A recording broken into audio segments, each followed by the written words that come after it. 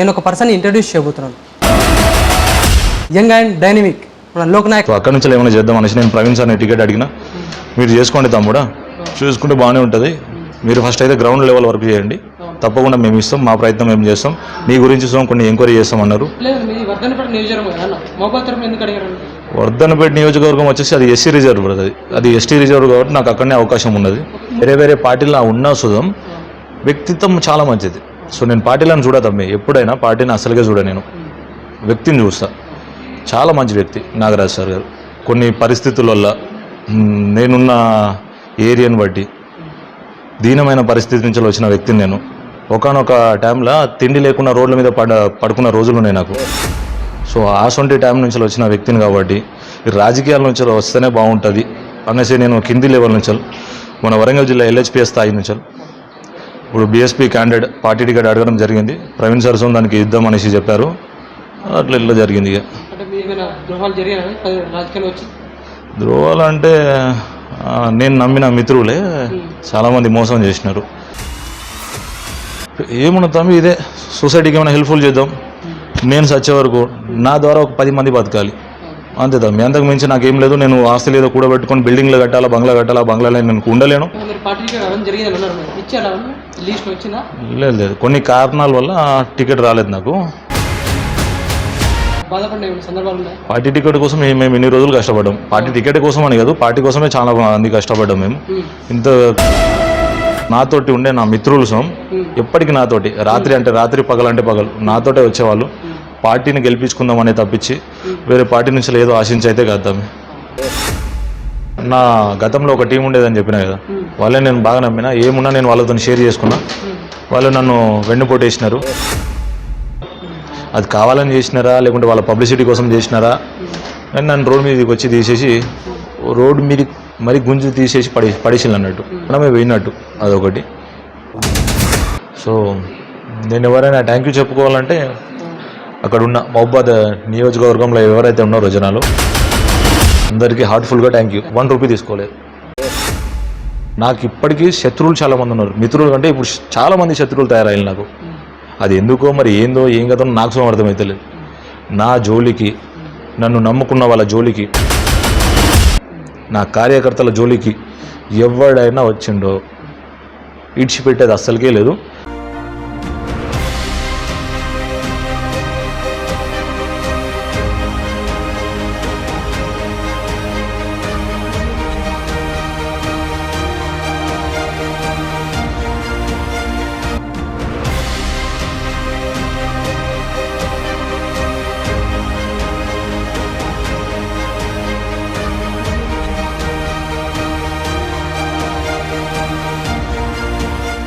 Hi, hello, welcome to Warangal ముచ్చట్లు.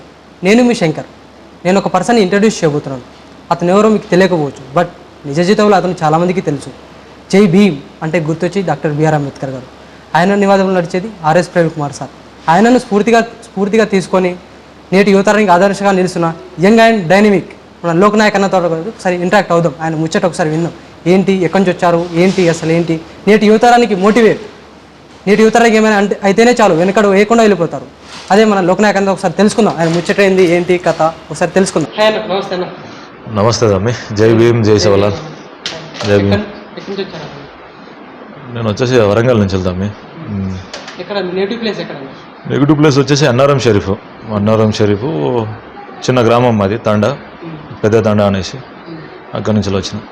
Family background అంటే పేదరికం నుంచి వచ్చిన తమ్మి.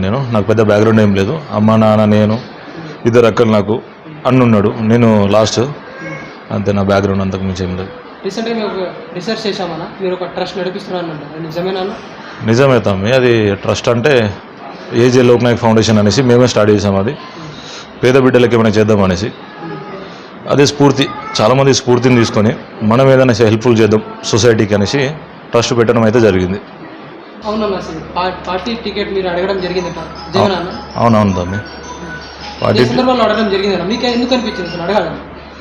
ఎలక్షన్ ముందు తమ్మి, ఇది ఒక 6 months ముందు ప్రవీణ్ సార్ ఇక్కడ వరంగల్కి రావడం జరిగింది. వరంగల్కి రాగానే నేను ప్రవీణ్ సార్ని కలవడం జరిగింది. ఇప్పుడు నేను ఎల్హెచ్పిఎస్లో చేస్తున్నా ప్రజెంట్. సో సోషల్ యాక్టివిటీస్ మనం ఎప్పటి నుంచో చేస్తున్నాం. అవకాశం వస్తే మన పేద బిడ్డలకు ఏమైనా చేద్దాం.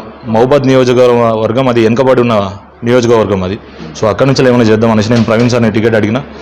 మీరు చేసుకోండి తమ్ముడా, చూసుకుంటే బాగానే ఉంటుంది, మీరు ఫస్ట్ అయితే గ్రౌండ్ లెవెల్ వర్క్ చేయండి, తప్పకుండా మేము ఇస్తాం, మా ప్రయత్నం మేము చేస్తాం, నీ గురించి కొన్ని ఎంక్వైరీ చేస్తాం అన్నారు. వర్ధనపేట నియోజకవర్గం వచ్చేసి అది ఎస్సీ రిజర్వ్, అది ఎస్టీ రిజర్వ్ కాబట్టి నాకు అక్కడనే అవకాశం ఉన్నది. లేదు తమ్మి, నాకు అన్నారం దగ్గర అన్నట్టు, అన్నారంకి దగ్గర, ప్లస్ నేను పుట్టి పెరిగిన ఊరు అది.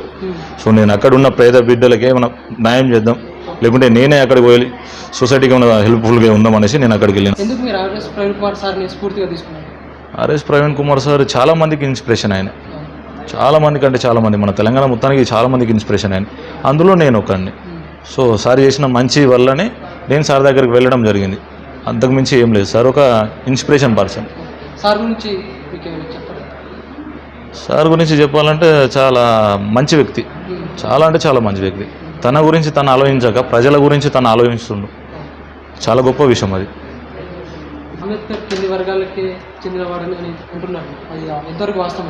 లేదు, అంబేద్కర్ గారు గాడ్ ఫాదర్, మన రాష్ట్రానికే గాడ్ ఫాదర్ ఆయన, అన్ని కులాలకు చెందిన వ్యక్తి ఆయన. సో ఓన్లీ మా కులాలకే కాదు, అన్ని కులాలకు చెందిన వ్యక్తి. అది ఎవరైనా తప్పుగా మాట్లాడితే మళ్ళీ దానికోసం మనం ఊకునేది లేదు, ఇది మాత్రం వాస్తవం తమ్మి. అంబేద్కర్ గారి గురించి ఎవరైనా తప్పుగా మాట్లాడితే విడిచిపెట్టేది లేదు.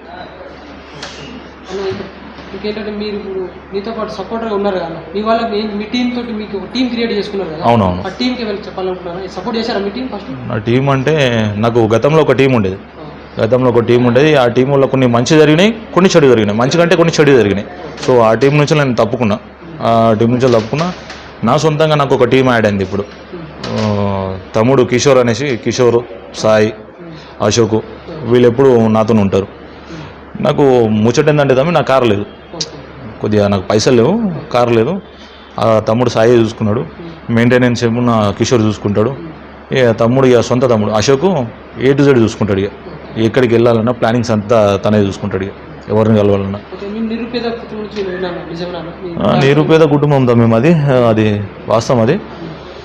సో తినడానికి 3 పూటల తిండి లేదు మాకు వాస్తవానికి. ఆ స్టేజ్ నుంచి వచ్చిన వ్యక్తిని నేనైతే, నాకు స్ఫూర్తి అదే కదా. ఫస్ట్ నేనే తినలేను, ఒక 10 మందికి హెల్ప్ చేద్దాం, నేనేదైనా సాధించి ఒక 10 మందికి హెల్ప్ చేద్దాం అనేసి నాకు నేనే స్ఫూర్తి తమ్మి. కాశీరామ్ అన్న, కాశీరామ్ అన్న ఒక హీరో మెటీరియల్ అయినా. కాశీరామ్ అన్న చాలా మంచోడు, చాలా మంచి వ్యక్తి. మీకు ఎట్లా తెలుసు అన్న? కాశీరామ్ అన్న నాకు వేరే ఫ్రెండ్ ద్వారా పరిచయం. ఒకసారి కలుస్తాం, మేము రోడ్డు మీదనే కలుస్తాం. అన్న ఇట్లా నాకు నా బర్త్డే ఉంది December 3, మీరు ఒకసారి తప్పకుండా రావాలన్నా అంట. నెంబర్ సేవ్ చేసుకుంటాం, మేము ఎక్స్చేంజ్ చేసుకుంటాం, సేవ్ చేసుకుంటాం. December 3 ఎగ్జాక్ట్గా ఫోన్ చేస్తాడన్న నాకు. ఆయనకు నేను పరిచయం లేను అసలు, నేను ఎవరో తెలియదు ఆయనకు. చాలామంది అదే చెప్తూ ఉంటారు. సో పరిచయం లేని వ్యక్తి కోసమే ఇంత దూరం వచ్చి కేక్ కట్ చేసి అన్న పోయినాడు. నాకు ఆ రోజు మళ్ళీ అన్ననే ఫోన్ చేసినాడు, ఆయన ఉన్న స్టేజ్లో ఆయన నాకు ఫోన్ చేయడు అసలు. ఎంపీ టికెట్ రావాలని కోరుకుంటున్నాను మనస్ఫూర్తిగా. నేను, మా టీము, మా కార్యకర్తలు ఎంతోమంది ఆయన అభిమానులు ఉన్నారు చాలామంది. తెలంగాణలో కాశీరామ్ అన్న చాలామందికి తెలుసు, ఒక ఇన్స్పిరేషన్ ఆయన. కాశీరామ్ అన్న గొప్ప స్థాయికి వెళ్ళాలి, పేదలకు హెల్ప్ చేయాలా. మా బంజారా బిడ్డలకి చాలా స్ఫూర్తినిచ్చిన నాయకుడు కాశీరామ్ అన్న. సో కాశీరామ్ అన్న చాలా మంచివాడు అంతే. ఇంకోటి అన్న, నేను ఒక ఫోటో చూసినాను, మీరు కలిసినట్టు కేఆర్ఆర్ నారాయణ సార్ గారు కలిసినట్టు ఏ సందర్భంలో కలిశారు? నాగరాజ్ సార్ని నేను కలిసిన సందర్భం అది ఎలక్షన్ ముందు తమ్మి. సో ఎందుకు కలిసినా అంటే మా వర్ధన్పేట నియోజకవర్గం సార్ది. సో దాంతో ఒకసారి కలుద్దాం, మా టీం తోటి వెళ్ళేసి కలుద్దాం. సార్ చాలా సోషల్ వర్క్ చేస్తూ ఉంటాడు, ఒకసారి సార్ని కలుద్దాం. స్థానిక ఎమ్మెల్యే ఆరు రమేష్ గారు గతంలో ఏ పని చేయలేదు అక్కడ. సో ఆ డెవలప్మెంట్స్ ఏమేమి చేయాలో దాని గురించి సార్కి మేము ఎక్స్ప్లెయిన్ చేసాం. తప్పకుండా మనం అధికారంలో వస్తే తప్పకుండా చేస్తామనేసి మాట ఇచ్చింది సార్. మాట ఇచ్చినట్టే బరాబర్ ప్రజల సొమ్ము గెలిపించుకున్నాం మేముండి. వేరే పార్టీలో ఉన్నా సుధం వ్యక్తిత్వం చాలా మంచిది. సో నేను పార్టీలను చూడతమ్మే, ఎప్పుడైనా పార్టీని అసలుగా చూడ, నేను వ్యక్తిని చూస్తా. చాలా మంచి వ్యక్తి నాగరాజ్ సార్ గారు. సార్ గురించి ఏమైనా మీరు చెప్పాలి. సార్ ఇంతకుముందు డిపార్ట్మెంట్ ఉన్నప్పుడే కేఆర్ ఫౌండేషన్ స్టార్ట్ చేసి పేద బిడ్డలకి చాలామందికి హెల్ప్ చేసిండు సార్. ఇప్పుడు నేను చాలామందిని ఇన్స్పైర్ తీసుకున్నా అన్నట్టు. ఇది మన ఐపీఎస్ నాగరాజ్ సార్ కావచ్చు, ప్రవీణ్ సార్ కావచ్చు, కాశీరామ్ అన్న కావచ్చు, చాలామంది. వీళ్ళు పోలీస్ డిపార్ట్మెంట్నే నేను ఎందుకు తీసుకున్నా అంటే పోలీస్ డిపార్ట్మెంట్ నుంచి వచ్చి బయటకు వచ్చి పబ్లిక్కి సర్వీస్ చేస్తున్నారు వీళ్ళు. ఆ విషయం నాకు బాగా నచ్చింది. ఏమున్నా మనం ప్రజలనే ఉందాం అనేసి అనుకున్నారు. ఆ స్పిరిట్ బాగా నచ్చింది. సో నేను వీళ్ళ త్రూనే వెళ్దాం అనేసి ఫిక్స్ అయినా అన్నట్టు. సార్ ఇప్పుడు గెలిచారు కదా, చెప్పండి. సార్ గెలిచారు. గతంలో ఉన్న నా ఎమ్మెల్యే గారు కబ్జాదారుడు. మీరు ఆ విధంగా కాకుండా ప్రజలకు ఏదైనా మంచి చేయాలి అనేసి కోరుకుంటున్నా, అంతే. మీరు చేస్తారు, అది నేను నమ్ముతా, ఫిక్స్ అది. ఎలాంటి సందర్భంలో ఈ రాజకీయాల్లో రాబోతుంది? సందర్భం అంటూ ఏం లేదు తమ్మి. కొన్ని పరిస్థితుల వల్ల నేనున్న ఏరియాని బట్టి దీనమైన పరిస్థితి నుంచి వచ్చిన వ్యక్తిని నేను. ఒకనొక టైంలో తిండి లేకుండా రోడ్ల మీద పడుకున్న రోజులు ఉన్నాయి నాకు. సో ఆసొంటి టైం నుంచి వచ్చిన వ్యక్తిని కాబట్టి ఈ రాజకీయాల నుంచి వస్తేనే బాగుంటుంది అనేసి నేను కింది లెవెల్ నుంచి మన వరంగల్ జిల్లా ఎల్హెచ్పిఎస్ స్థాయి నుంచి ఇప్పుడు బీఎస్పీ క్యాండిడేట్ పార్టీ టికెట్ అడగడం జరిగింది. ప్రవీణ్ సార్ దానికి ఇద్దాం అనేసి చెప్పారు. అట్లా ఇట్లా జరిగింది. ఇక అంటే మీరు కూడా పదవి కోసమే రాజకీయాలు చేస్తారా, ప్రజల కోసం చేస్తారా? లేదు, పదవి కోసం ఏం లేదు తమ్మి. పదవి లేకుండా లోక్నాయక్ అనే వ్యక్తి ప్రజలకు తెలుస్తున్నాడంటే నేను చేసే సేవ వల్లనే. అంతకు మించి నాకు పదవి అనేది అవసరమే లేదు. నా పేరు వల్ల పని అవ్వాలి అంతే తప్పించి నాకు పదవి కావాలి, పది వల్లనే నేను 10 పైసలు సంపాదించుకోవాలని ఏం లేదు. ఏమైనా ద్రోహాలు జరిగాయి రాజకీయాలు వచ్చి? ద్రోహాలు అంటే నేను నమ్మిన మిత్రులే చాలామంది మోసం చేసినారు. ఎందుకంటే నిన్న కాక మొన్న వచ్చిన వ్యక్తి, మాకంటే నిన్న కాక మొన్న వచ్చిన వ్యక్తిని జిల్లా స్థాయి నుంచి ఎమ్మెల్యే స్థాయికి వెళ్ళి మా మీదనే ఆటోమేటిక్గా కూర్చుంటాడు, రూపాగిరి చూపిస్తాడు. అదే మాదిరిగా చాలామంది మోసాలు అయితే జరిగినాయి తమ్మి. అంటే మీరు రాజకీయాల్లో వెళ్ళారు కదా, ప్రజలతో తిరిగారు కదా, అవును. వాళ్ళు మీకు ఎక్కువ మీరు ఏం చేయాలనిపించారు, ఏం చేద్దామని పోయారు? ఏమున్నా తమ్మి, ఇదే సొసైటీకి ఏమైనా హెల్ప్ఫుల్ చేద్దాం, నేను సచ్చే వరకు నా ద్వారా ఒక 10 మంది బతకాలి అంతే తమ్మి. అంతకు మించి నాకేం లేదు. నేను ఆస్తులు ఏదో కూడబెట్టుకొని బిల్డింగ్లు కట్టాలా, బంగ్లాలో నేను ఉండలేను. నేను ఎప్పుడు సచ్చేది నాకు తెలియదు తమ్మి. సాగు మీద నాకు అసలు నమ్మకమే లేదు. భయం నాకు ఎందుకు తమ్మి? భయము ఎప్పుడు సచ్చేది తెలియదు, ఎప్పుడు బతికేది తెలియదు. అంతెందుకు, నిన్న కాక మొన్న రీసెంట్గా నాకు తెలిసిన ఒక అమ్మాయి చనిపోయింది. సాయంత్రం నాతో మాట్లాడింది, రాత్రికి చనిపోయి ఉంటుంది. ఏం తీసుకోపోయింది? ఆస్తులు తీసుకోపోయిందా, డబ్బులు తీసుకోపోయిందా, భర్తను తీసుకోపోయిందా, కొడుకులను తీసుకోపోయిందా? ఏం తీసుకోపోయింది? ఉన్న రోజులే మన అవుతామి, ఉన్న రోజులే మనం చేసుకోవాలి. మనం 10 మందికి హెల్ప్ చేస్తేనే మనకు గుర్తింపు అనేది వస్తుంది. సో నాకు అదే ఒక ఏజెంట్, అంతకు మించి ఏం లేదు. లేదు, కొన్ని కారణాల వల్ల టికెట్ రాలేదు నాకు. అయినా మీకు టికెట్ రాకుండా కూడా ప్రజల్లో వెళ్ళారు. ఇచ్చినా ఇవ్వకున్నా కూడా ప్రజల మీద తిరిగి ప్రచారం చేశారు. వెళ్ళాను. చూసినా కూడా దాని గురించి ప్రజల్లో వెళ్ళడం అంటే బీఎస్పీ పార్టీని కొద్దిగా ప్రమోట్ చేద్దాం అనేసి. ఇంకోటి ప్రమోట్ అంటే అది బీఎస్పీ పార్టీ ఎప్పటి నుంచో ఉంది. ప్లస్ ప్రవీణ్ సార్ అంటే మాకు చాలా అభిమానం. ప్రవీణ్ సార్కి నేను పెద్ద ఫ్యాన్ అన్నట్టు, ప్రవీణ్ సార్కి. సో ఆ త్రూగా నేను సార్కి సపోర్ట్ ఇద్దాం. నేనే కాదు, మీరు నమ్ముకొని వచ్చారా, ఎవరు నమ్ముకొని వచ్చారా సపోర్టర్ రావాలి? సపోర్ట్ అంటే మా నాన్నగారు నాకు ఫుల్ సపోర్టు, ఫ్యామిలీలో బాగానే సపోర్ట్ ఉన్నది. ఇంకోటి నేను నమ్ముకున్న నా మిత్రులు, నా తమ్ముళ్ళు చాలామంది ఉన్నారు. నాకు ప్రజలే నాకు సపోర్టింగ్. ప్రజలు లేకుంటే నేను రాలేను, అంతేదా. అంటే వర్ధనపేట నియోజకవర్గం అడగలేదా మీరు? లేదు, అది నాకు కాదన్నట్టు. అది ఎస్సీ రిజర్వ్ కదా, సో అది నాకు రాదు. సో మీరు రానప్పుడు ఎట్లా ఎదుర్కొన్నారంటే మీరే తప్పుకున్నారా, లేకపోతే ఏం జరిగింది? సడన్గా ప్రజల నుంచి బయటకు ఎందుకు సైలెంట్ అయిపోయింది? వాస్తవం మీది కొన్ని కార్యకర్తల వల్ల. నాది నియోజకవర్గం వర్ధనపేట వచ్చేసి, అది మహబూబాద్ కాన్స్టిట్యూన్సీ. అక్కడ లోకల్ ఉన్న ఒక అబ్బాయి, వాడు తమ్ముడే అవుతాడు నాకు, శేఖర్ అనేసి తమ్ముడు, అన్న నేను చేసుకుంటా, నాకు ఈ ఒక్క అవకాశం, పార్టీ టికెట్ నాకు కావాలి అనేసి అడగడం జరిగింది. సరే తమ్మి, అది చర్చలు జరిగినాయి. దానివల్ల అక్కడున్న కార్యకర్తలు కానీ ఆయనకే సపోర్ట్ ఇచ్చారు. ఎందుకంటే శంకర్ నాయక్ అనే వ్యక్తి అదర్ నియోజకవర్గం, వేరే నియోజకవర్గం నుంచి వచ్చిన వ్యక్తి అయినా. సో నేను వేరే నియోజకవర్గం నాది, అక్కడి నుంచి వచ్చేసి వీళ్ళు ఇక్కడ చేసుడేంది అనేసి అక్కడ ఉన్న కార్యకర్తలు అనుకున్నారు. వాళ్ళకి తెలుసు నేనేందో, వాళ్ళు నాకేందో తెలుసు. మేము కలిసి మాట్లాడినాం, వాళ్ళు బాగానే రిసీవ్ చేసుకున్నారు. కానీ ఈ చిన్న పాయింట్ వల్లనే నాకు టికెట్ రాలేదు, అంతే. అంటే మీరు ఏమైనా ఆశించారా అన్న రాకపోవడం ఏమైనా సఫర్ అయ్యారా? సఫర్ అంటే ఇప్పుడు ఇన్ని రోజులు కష్టపడ్డాము ఉంటుంది కదన్న బాధ. ఇప్పుడు టికెట్ రానప్పుడు కూడా కొందరు పార్టీ కోసం అని కాకుండా వెళ్ళరు, అయినా మీరు వెళ్ళారు, సపోర్ట్ చేయడానికైనా పోయారు, పార్టీ కాకుండా చేద్దామని కూడా వెళ్ళారు. మీ అనుభవం ఏంటన్నా? బాధపడిన ఏమైనా సందర్భాలు ఉన్నాయి? పార్టీ టికెట్ కోసం మేము ఇన్ని రోజులు కష్టపడ్డాం. పార్టీ టికెట్ కోసం అని కాదు, పార్టీ కోసమే చాలా మంది కష్టపడ్డాం మేము. ఇంత నాతోటి ఉండే నా మిత్రులు ఎప్పటికీ నాతోటి రాత్రి అంటే రాత్రి పగలంటే పగలు నాతోటే వచ్చేవాళ్ళు. పార్టీని గెలిపించుకుందామని తప్పించి వేరే పార్టీ నుంచి ఏదో ఆశించి అయితే కాదు. నీతో ఉన్న వాళ్ళు సపోర్ట్ చేశారన్న ఫస్ట్?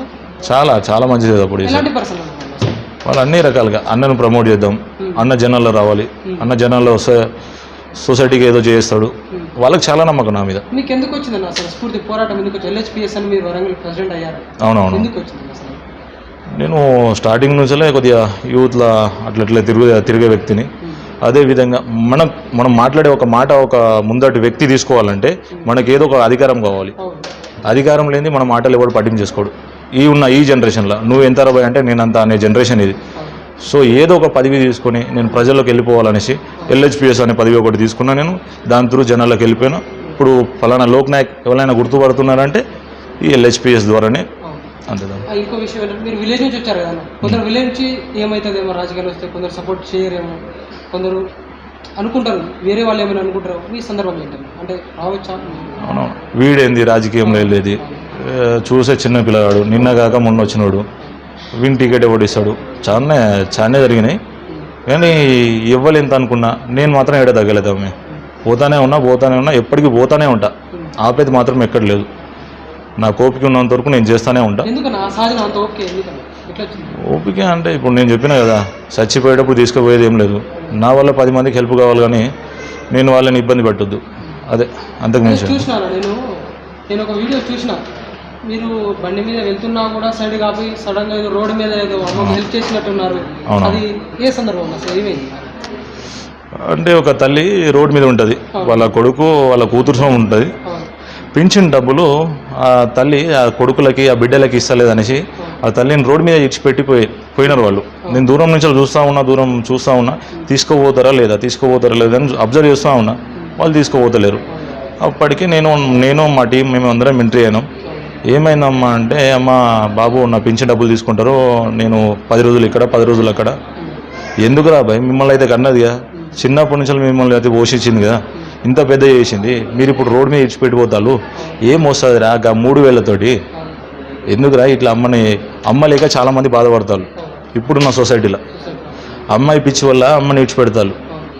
సో ఒక 4 మాటలు చెప్పిన వాళ్ళకి, ఏమైనా డబ్బులు అవసరం ఉంటే చెప్పు నేను ఇస్తా అనేసి చెప్పిన. కొంత డబ్బులు ఇచ్చిన. అయితే తర్వాత తీసుకెళ్ళిండు. అన్న తప్పైంది అనేసి అమ్మ కాలు బట్టి తీసుకెళ్ళిపోయాడు. అట్లా లేదండి, ఇప్పుడు మీరు ట్రస్ట్ను రన్ చేస్తున్నారు కదా, నుంచి ఇన్కమ్ ఎక్కడి నుంచి వస్తుంది సోర్స్? ఇన్కమ్ అనేది నమ్మి నాకు బిజినెస్లు ఉన్నాయి అన్నట్టు. ఇది మన మలబార్ చెట్లు తోటలు తీసుకుంటా, నేను టేక్ చెట్లు తోటలు తీసుకుంటా. ఇంకోటి నాకు వాటర్ లీకేజ్ అనేసి, లోక్ నాయక్ వాటర్ లీకేజ్ అనేసి ఒక వర్క్ ఉన్నది. అది మా టీం మా తమ్ములే చూసుకుంటారు. ఇంకోటి పెస్ట్ కంట్రోల్ ఉంది. సో దీని త్రూ నాకు డబ్బులు వస్తుంది. దీని త్రూనే నాకు 50% నేను తిన్నా, 50% సొసైటీకి ఇచ్చేస్తాను నేను. అంతే తమ్మి, నేనేం ఆశించలేదు. ఆశించుకోవాలంటే ఇప్పుడు నాకు బిజినెస్ ఉన్నాయి, నాకు దీని మీదనే సుమారు 1,50,000 దాకా వస్తుంది. అంతే కదా, అది వాస్తుంది. అది చాలా మందికి చేసినాం అది, కానీ మా దగ్గర సోషల్ మీడియా లేదు. మా అమ్మ గురించి చెప్పాలంటే, మనకెందుకు లేబెటా రాజకీయం, మనకు అవసరమా, మనం ఉన్నదే ఇంతంతా, మనకు అవసరమా, చాలామందిలా బ్యాడ్ అయిపోతాం, వద్దులే, చాలామంది హేళన చేస్తారు, మనకెందుకు లేబేటా, తప్పుకోను, నువ్వు బతుకుంటే చాలు, మాకు అంతకుమించి మాకేం అవసరం వద్దులే అనేసి చాలామంది చాలాసార్లు అమ్మ చెప్పింది నాకు. ఎందుకంటే అమ్మని ఆ పల్లెటూరులో చాలామంది మీ బాబుకి టికెట్ వస్తుందా, మీ బాబు చేస్తాడా, అంతున్నదా, చాలామంది హేళన చేసిల్లట. అమ్మ నాకు ప్రతిసారి చెప్పేది, వాళ్ళ నోర్లన్నీ ముయ్యాలంటే నేను ఏదైనా ఒక పదవి తీసుకొని నేను పబ్లిక్ సర్వీస్ చేస్తేనే నాకు గుర్తింపు అనేది ఉంటుంది. సో దాని త్రూనే నేను మా అమ్మకి చెప్పాల్సింది ఏమైనా ఉన్నదంటే, ఒక మంచి లీడర్గా, ఒక మంచి వ్యక్తిగా, ఒక మంచి బిడ్డగా చూడవచ్చు. అంటే పార్టీ ఏమైనా మారే ఛాన్స్ ఉందా? అదే పార్టీలో ఉంటారు పార్టీ గురించి? చెప్పలేము తమ్మి, పార్టీ మారే అవకాశాలు అయితే ఉండదు. ప్రవీణ్ సార్ ఎప్పుడు పిలిస్తే ప్రవీణ్ సార్ కోసం మేము పని చేయడానికి 24 hours సిద్ధం. నేను మా టీం ప్రవీణ్ సార్ కోసం ప్రాణాలు ఇవ్వడానికైనా సిద్ధంగా ఉన్నాం. అంటే మీరు బాగా నమ్మిన పర్సన్ ఎవరు ఉన్నారా? నేను బాగా నమ్మిన పర్సన్ అంటే నా గతంలో ఒక టీం ఉండేదని చెప్పినా కదా, వాళ్ళే నేను బాగా నమ్మిన. ఏమున్నా నేను వాళ్ళతో షేర్ చేసుకున్నా. వాళ్ళు నన్ను వెన్నుపోటేసినారు. అది కావాలని చేసినారా లేకుంటే వాళ్ళ పబ్లిసిటీ కోసం చేసినారా కానీ నన్ను రోడ్ మీదకి వచ్చి తీసేసి రోడ్డు మీద మరి గుంజు తీసేసి పడేసింది అన్నట్టు. సో నేను వాళ్ళనే నమ్మిన. నేను ఇప్పటికి చెప్తున్నా, నేను ఇప్పటికీ వాళ్ళనే నమ్మిన.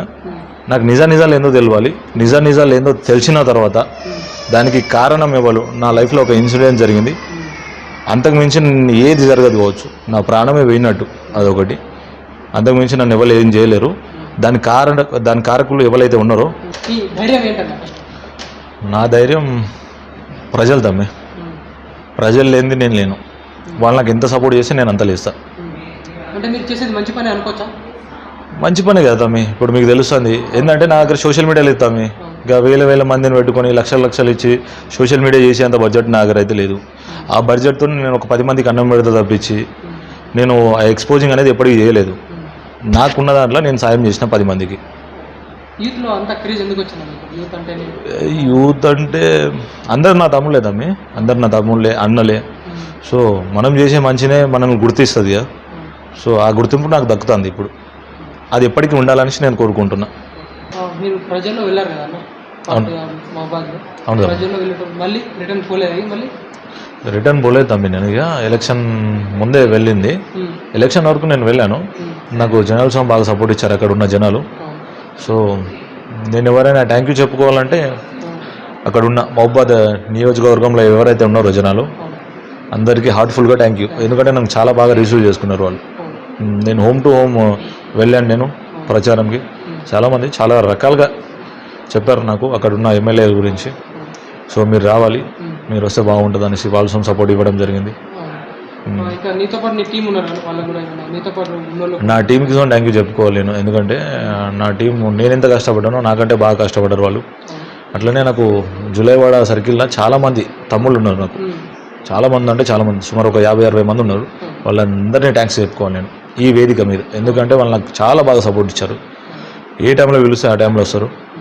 సో ఇక్కడ ఉన్న కార్యకర్తలు కావచ్చు, నన్ను నమ్ముకున్న వాళ్ళు కావచ్చు, నేను వాళ్ళని నమ్ముకున్న వాళ్ళు కావచ్చు, ప్రతి ఒక్కరు చాలా అంటే చాలా సపోర్ట్ చేశారు నాకు. మీ జీవితంలో ఎమోషనల్ మూమెంట్ ఏమైనా ఉందా? ఎమోషనల్ మూమెంట్ అంటే అది పార్టీ టికెట్ ఒకటి రాలేదు తమ్మి.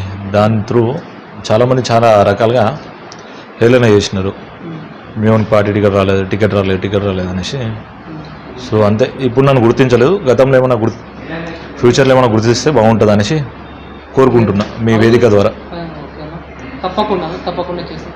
అంటే మీరు ఇదే కాకుండా ఇక్కడే ఆగకుండా మీ జర్నీ ఇంకా ముందు సాగాలని కోరుకుంటున్నాను. ఇంకా ఫ్యూచర్లో ఏ విధంగా అయినా మంచి చూద్దాం అనుకుంటాను. ఏ విధంగా చూడొచ్చు? తప్పకుండా తమ్మి. మళ్ళా కట్టే అవకాశాలు ఉన్నాయి అనుకుంటున్నాం. మా టీం మేము అందరం ప్లాన్ చేసుకుంటున్నాం. ఫ్యూచర్లో రాబోయే ఎన్నికల్లో మళ్ళీ ఎగ్జాక్ట్గా నిలబడతాం. పోటీ చేసే అవకాశాలు అయితే ఉన్నాయి తమ్మి, బరాబర్ ఉన్నాయి. ఫ్యూచర్లో కూడా మీకు మంచి పొజిషన్ కావాలని కోరుకుంటున్నాను. చాలా తప్పకుండా తమ్మి. నాకు తప్పకుండా ఉంటుంది. జనాల సపోర్ట్ ఉంటే నాకు తప్పకుండా ఉంటుంది. అది పబ్లిక్ చేతుల్లో ఉన్నది. నేను చేసే మంచి నన్ను గుర్తిస్తుంది. సో నేను ఎప్పటికీ మంచిగా చేస్తూ ఉంటా. నాకు వేరే పదవులకి ఇట్లా నాకు ఆ ఉద్దేశం ఏం లేదు తమ్మి. నాకు పదవి కావాలి, పదవి వల్లనే నేను ఏమైనా చేయాలనేసి వేరేది ఏం లేదు. నేను ఏదైనా చేయాలంటే నాకు ఏదో ఒకటి కావాలి. సో అందుకోసం అనేసి నేను ఈ రాజకీయంలో వచ్చిన తప్పించి వేరే నేను ఏదో సంపాదించుకోవాలని అయితే ఏం లేదు తమ్మి. ఇప్పటికీ నా గురించి చాలామంది చాలా రకాలుగా అనుకుంటున్నారట. సో టికెట్ తీసుకోలేదు, ఏమైనా డబ్బులు తీసుకున్నాడా, వేరే పార్టీ వాళ్ళు ఏమైనా టికెట్ అదే డబ్బులు ఏమైనా ఇచ్చినారా, వేరే ప్రచారాలు తీసుకుంటున్నాయి. నేను ఇప్పటివరకు ఎవరి దగ్గర 1 రూపీ తీసుకోలేదు. నేను పెట్టిందే కానీ నేను ఎవరి దగ్గర రూపాయి తీసుకోలేదు. గతంలో నేను ఎవరి దగ్గర తీసుకోలేదు. ఫ్యూచర్లో ఎవరి దగ్గర తీసుకోను. ఇది ఇచ్చే చేయ కానీ తీసుకునే చేయ అయితే కదా తమ్మి. మాటలు అంటే జీవితం మొత్తం చదువు వచ్చిన తమ్మి. నా ఏజ్ చిన్నది, అందరికంటే చిన్నోండి నేను. ఇంట్లో అవ్వడానికి పెద్దగా అవుపిస్తాను కానీ నా ఏజ్ అందరికంటే చిన్నోండి నేను. సో జీవితం అంతా చదివి వచ్చిన వ్యక్తిని నేను. ఒక మనిషి అవసరాల కొద్దీ ఎట్లుంటాడు, అవసరం అయిపోయిన తర్వాత ఎట్లుంటాడు, మన దగ్గర ఉంటే ఎట్లుంటాడు, మన దగ్గర నుంచి వెళ్ళిన తర్వాత ఎట్లుంటాడు. సో ఇవన్నీ నేను విన్నా. నా గురించి కొన్ని మాటలు మాట్లాడిళ్ళు. నేను అందరికీ ఒకటే చెప్తా, ఇప్పుడు నుంచి మళ్ళీ ప్రజల్లో వెళ్తారన్న సేవ చేస్తారని ఫౌండేషన్ తప్పకుండా వెళ్తూ ఉంటా తమ్మి. నాకు చేతనైనంత వరకు నేను చేస్తూనే ఉంటా ప్రజలకు ఏదైనా. ఇది మాత్రం ఫిక్స్, ఇది అది ఇప్పుడు కాదు, లైఫ్ లాంగ్ నేను చేస్తూనే ఉంటా. నాకు వచ్చే ఇన్కమ్లో ఒక 30-40% నేను వాళ్ళకి పెడతా, ఎగ్జాక్ట్గా పెడతా. చాలా సంతోషం అన్న. ఫస్ట్ ఇంటర్వ్యూ అనగానే ఎందుకన్నా వద్దన్న? ఇంటర్వ్యూ అంటే నేను ఫస్ట్ ఎవరికి తెలియదు తమ్మి, నేను ఎవరికి తెలియదు ఫస్ట్. వీడేంద్ర ఇంటర్వ్యూ ఏంది వీనికి, ఎందుకంటే మనం సోషల్ మీడియా యూజ్ చేయాలి. సోషల్ మీడియా యూజ్ చేస్తే ఫలానా లోక్నాయక్ అనేసి వ్యక్తి చాలామందికి తెలిసే వ్యక్తి, కానీ నేను ఎవరికి తెలియదు.